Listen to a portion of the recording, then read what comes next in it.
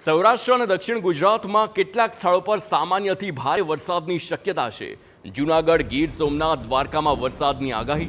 સૌથી વધુ જૂનાગઢના માંગરોળમાં 4 ઇંચ વરસાદથી પાણી ભરાયેલા છે। કેશોદમાં 2 ઇંચ તો માળિયા હાચીનામાં પણ 1.5 ઇંચ વરસાદ છે।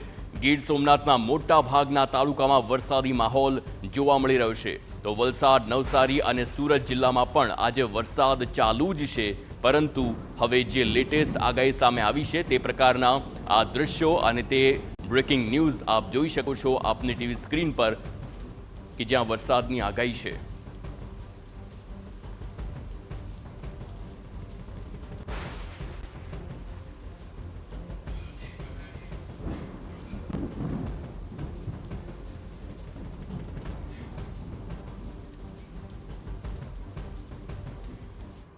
તો ગુજરાતમાં વરસાદની કયા પ્રકારની આગાહી છે, કયા કયા વિસ્તાર છે કે જ્યાં વરસાદ અતિ ભારે થઈ શકે છે, તેને લઈને મેપના માધ્યમથી તે સમજવાનો પ્રયાસ કરીશું કે આખરે આ વરસાદ કયા વિસ્તારમાં કેવો રહેશે। હવે આ ગુજરાતનો મેપ આપ જોઈ શકો છો અને આ લો પ્રેશર અહીં સર્જાયેલું ક્લિયર જોવા મળી રહ્યું છે।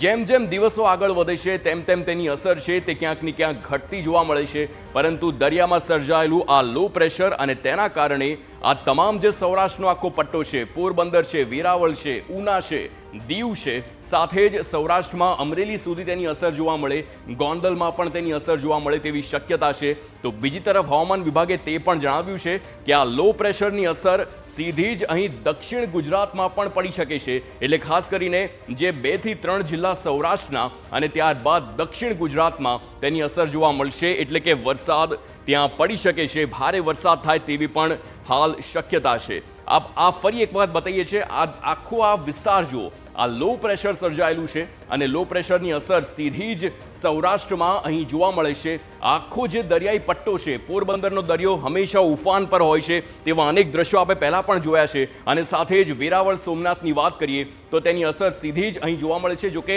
આપને એ પણ જણાવી દઈએ કે જે આ લો પ્રેશર છે તે દિવસે ને દિવસે તે ઘટી રહ્યું છે, એટલે કે દશેરા સુધી તેની અસર ક્યાંક ને ક્યાંક ઓછી થાય તેવી શક્યતા, પરંતુ તેમાં જે પરિવર્તન આવી રહ્યું છે તેની આખી જ અસર સૌરાષ્ટ્રમાં જોવા મળશે। ક્યાંક ને ક્યાંક જે વિસ્તાર છે ત્યાં મોટી અસર જોવા મળી શકે છે, અને આ મેપના માધ્યમથી ક્લિયર દેખાય છે કે આવનારા દિવસોમાં કેવા દ્રશ્યો સર્જાઈ શકે છે, કેવો વરસાદ આવી શકે છે, અને તેનું કારણ એ લો પ્રેશર છે કે જે 28 થી લઈને 1 તારીખ સુધીમાં તેની અસર વરસાદમાં જોવા મળશે।